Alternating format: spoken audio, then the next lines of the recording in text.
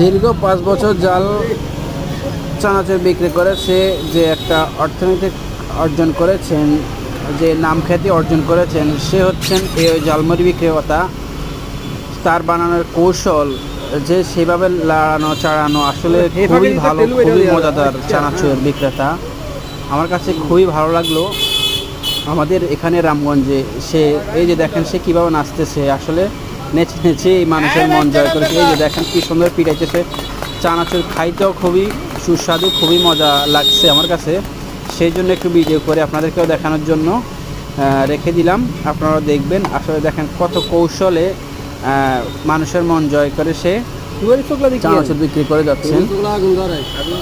তার পোশাক আশাক সব দিকে দিয়ে সে পারফেক্ট একজন বিক্রেতা। খুবই ভালো। যদি আপনাদের কাছে ভালো লেগে থাকে অবশ্যই আমার এই চ্যানেলকে সাবস্ক্রাইব করে আপনারা পাশে রাখবেন।